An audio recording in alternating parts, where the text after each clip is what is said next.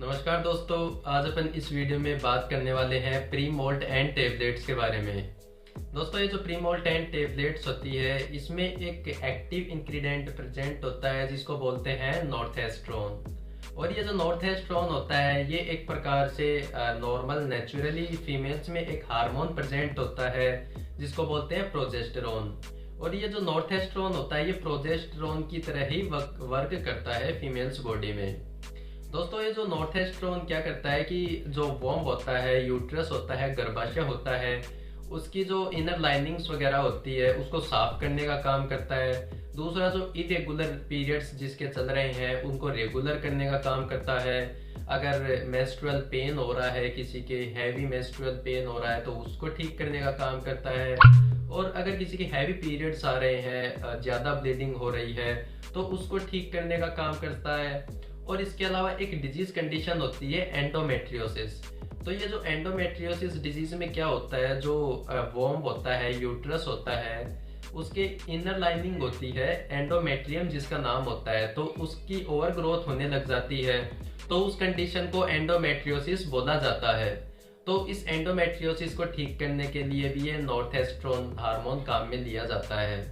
तो इस प्रकार दोस्तों, ये जो प्री मोल्ट एंड टेबलेट्स होती है, ये अपने शरीर में जो फीमेल्स की जो बॉडी होती है उसमें हैवी पीरियड्स को ठीक करने में, हैवी जैसे इरेगुलर पीरियड्स को रेगुलर करने में, एंडोमेट्रियोसिस को ठीक करने में, और किसी के अगर काफ़ी दिनों से पीरियड्स नहीं आ रहे हैं तो उनको टाइम पे लाने के लिए ये जो प्री मोल्ट एंड टेबलेट काम में ली जाती है। इसको लेने का तरीका कुछ ऐसे होता है कि इसको सेम टाइम्स और सेम डे, जैसा एज प्रिस्क्राइब बाय डॉक्टर जितनी डोज प्रिस्क्राइब किए हैं वो डोज लेते हैं नॉर्मली खाना खाने के बाद में, और पानी के साथ में निगलनी होती है इसको सेम डे और सेम टाइम पे, तब जाके इफेक्ट करती है। लेकिन क्वेश्चन आता है कि जैसे इसको लेने के बाद कितने टाइम बाद में पीरियड्स स्टार्ट हो जाते हैं। तो दोस्तों, ये जो प्री मोल्ट एंड टेबलेट्स होती है, इसको लेने के लगभग 2 से 3 दिन बाद में, मतलब जब इस टेबलेट्स को आप डिसकंटिन्यू करते हो तो उसके 2 से 3 दिन बाद में आपको पीरियड से वेजाइनल स्पॉटिंग देखने को मिल सकती है, वेजाइनल ब्लीडिंग स्टार्ट हो जाती है।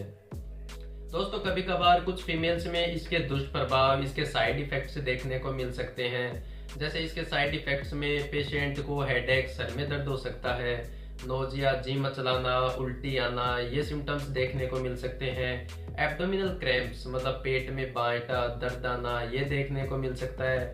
और इसके अलावा कुछ वेजाइनल स्पॉटिंग, जैसे वेजाइना से ब्लड आना, तो ये कुछ इसके सामान्य दुष्प्रभाव देखने को मिल सकते हैं इसके यूजेज से।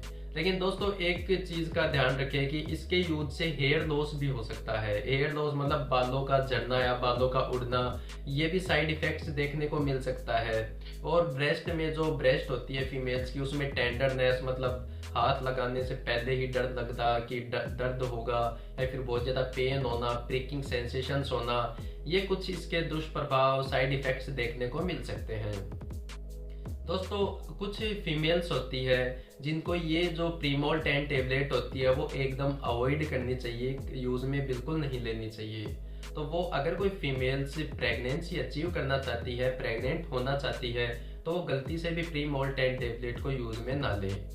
दूसरी, अगर कोई फीमेल है वो लैक्टेशन पीरियड में है, बच्चे को दूध पिलाने वाली पीरियड में है, तो उस कंडीशन में भी उनको प्री मोल्ट एंड टेबलेट नहीं लेना चाहिए, क्योंकि बच्चे में टेराटोजेनिक इफेक्ट हो सकता है, बच्चे में दिक्कत हो सकती है उसकी वजह से, और फीमेल को भी काफ़ी कठिनाइयों का सामना करना पड़ सकता है।